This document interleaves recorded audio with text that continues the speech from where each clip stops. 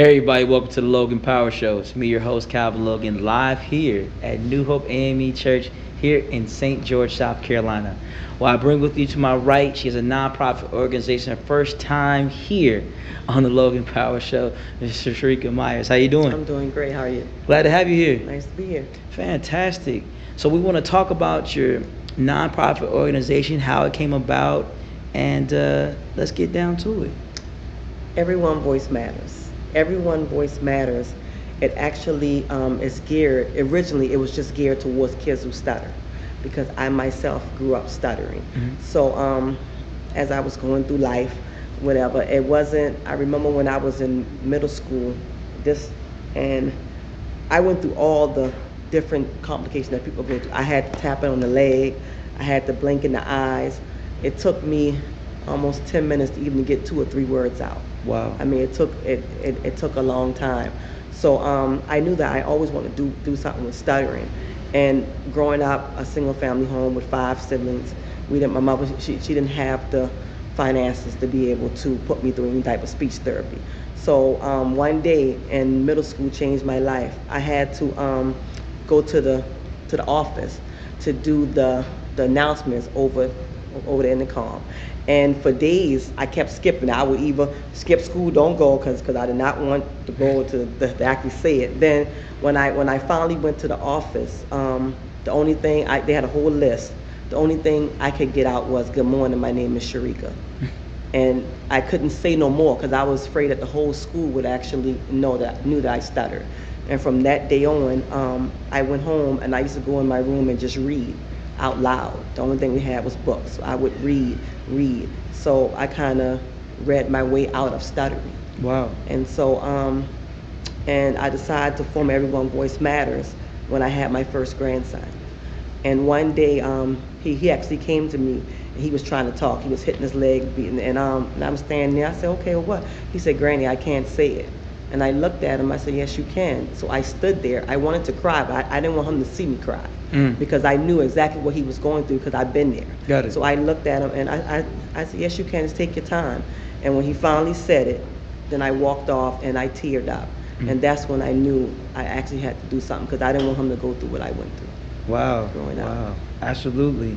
Now, when you think about how stuttering can impact you emotionally and really mentally in getting into your mindset, when you think you've overcame it and how you did it through reading, because some people say, like, they do something. Some people did singing. Some people say, I had to chew gum, or I had to learn certain type of techniques with myself to be able to overcome it. Have you ever written down your methods and put it in an actual template so people can say, "Hey, follow these steps to overcome stutter"? I actually have that on my website. What happened was, I actually and it's funny you say that because me stuttering, that held me back a lot. I was afraid to talk to people. And when I graduated high school, I just said that's it because I didn't want to be in front of people. So mentally it kind of messes with you. Your self-esteem is kind of low because people are laughing at you. So really, I just began to just read, and and when I had my grandson, I said, "You know what?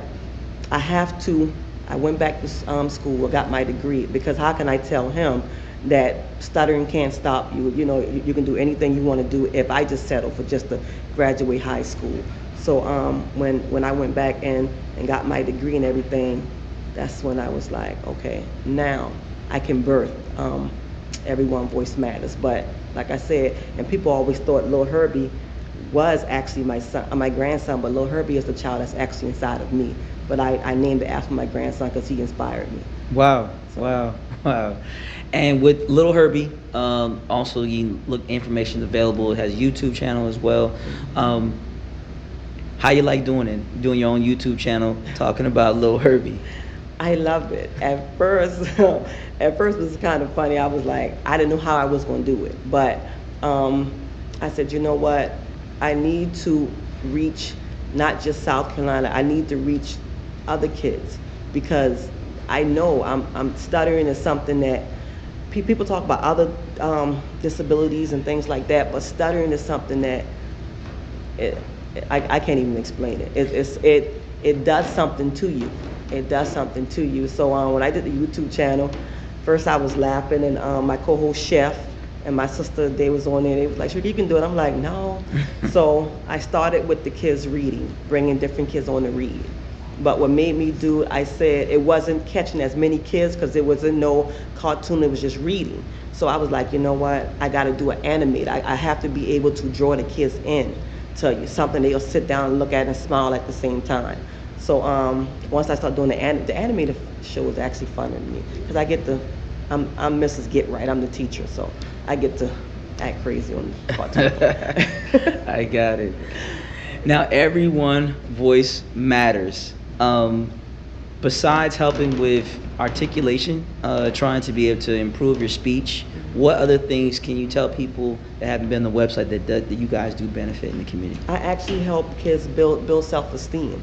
That's the most important thing, because even when you get over a disability, you still have that low self-esteem.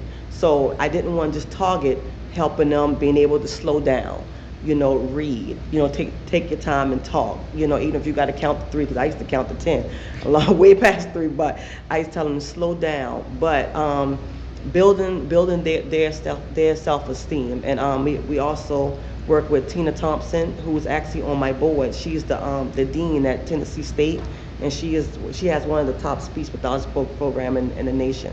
So I actually work with her closely as well to be able to talk to the kids about it, because I'm no doctor or anything like that, but I can just tell them what actually works for me. Okay. So I kind of help them with that. All right. So for those that are looking for a way of helping with, low self-esteem, that's something that people deal with on a daily basis. Mm-hmm. It's nothing that's gone away. That's why you see people, me, I had a problem speaking. So I want you to know that I had a problem speaking. My stuttering problem, because I hated to read aloud. That was my biggest falter as a kid. I hated to read aloud because if I missed a word or pronunciated wrong, and people start laughing at you, that, and stuff like that. If you read the Bible, the these and the thous be, you say like, well, that's improper grammar. But if you go into this old English terminology, because you know who wrote it. But for me, my problem was I had a speech problem. And my wife is laughing, because she's like, what are you talking about? I had problems speaking to people.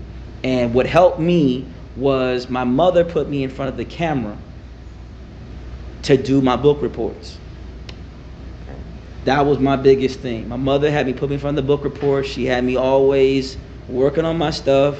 Calvin, do it again. Do it again. Do it again. You're like, mama's get on my last nerve. I can't read. And she's like, you can read or you're going to get this right. And that was one of my biggest things. My mother helped me out a lot, and my father was my speech coach. He used to always tell me, point here, point there.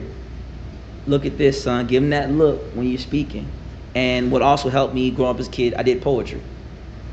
And I learned how to rhyme my stuff. And then poetry helped me speak out in public. And that learned to help me to articulate and how to speak in front of a big crowd. That was my biggest thing, poetry and sports. So poetry was my thing. Sports were when you played baseball, basketball, friends. Everybody can see you out there in the field, so you can yell and scream, and it can be improper. Hey, I made a bucket, or I hit a baseball, or I scored in soccer. You need to yelling and screaming, and it ain't been a proper sentence, but I put it down. So, and my mother always told me to stop rushing. That was my biggest problem. I always try to rush my way through the answer, or rush my way through the sentences, and I never sometimes took my time because I thought that I wasn't smart enough to be in the classroom. And it took a lot of trial and error to overcome. So that's why I can definitely relate to what you're talking about going through, because I know those challenges are not easy for any parent. And I deal with it now on a constant basis, where I always try to encourage my kids to do better than me and 1,000 times better. So since your grandson is going through a challenge. That's what I call it. I never He's call doing it. much better than that. Oh He yeah, has me. yeah. Guys, you got grandma. Grandma. Yes, great. Grandma's like Great. say, there's always somebody in your life who's going to change it around. What do you want at the end of the day? What do you want to have your legacy when it's all said and done? What do you want people to say about you when it's all said and done? I cared. And I want the kids to know that no matter what they're going through, whatever challenges they may face, that their voice matters. It doesn't matter what it is. You know, I mean, because we stutter or it may take us hard, it may take a long time to say a word, what we have to say is just as important as what y'all have to say. So I just want them to know that I care, I've been there, I know what they're going through, and I'm here to help them hold their hand and walk them on through. Amen. Amen. Well, it's a pleasure having you here on the show. Thank you. Thank you. And I just pray heaven's best for you. People who are watching this right now, who if you're going through some of the ailments, stuttering problems, low self-esteem, not building the confidence, hey, if you need this program, hey, get connected with her today. I would recommend that. I told on myself, y'all, I don't like doing that a lot, but I have to be honest. I got a son who's going through it a lot, and we are winning. With my oldest son Jeremiah, he don't like reading in front of a big crowd, so we working that out, and he's working on his reading, his writing. He's overcoming it, and our formula was speaking out loud. But my formula with him is that we read the Bible together. God told me to start letting him read Psalms. So we read a chapter a day when Daddy before he take him to school. And I work with him on his reading. And he's the kind of person that went through difficult times. And he's got a teacher now that loves him, cares about him, that wants the best for him. And that's all I can tell you, parents. Hey, you ain't the only one who's going through some struggles. You ain't the only one, testimonies people don't tell about all the time. So I just told him myself, it's told a little bit here or there, but my son laughing at me, he know I love him. That's we home team. Nothing to be ashamed of. And I don't want you who are being bullied to think no one's got your back. I know what it's like. What I can say, bullies stop when you come back with authority. Understand this before we go. Moses had a stuttering problem in the Bible. The Bible talks about Moses had a stuttering problem, but Moses had the greatest ministry of anybody in the Bible. Had over 1 million members. And he knew God on a personal basis, with some of us who are so articulate and got doctor's degrees. So if you got a stuttering problem, that means that God about to take you to a whole nother level. That's all I gotta say to you right now. Don't got tongue tied there. Don't shortchange yourself and thinking because I got a problem that God can't fix your situation. So the time I got, my name is Calvin of the Logan Power Show. Well, hey, we're changing the what? Global conversation. We love y'all. We'll see you soon.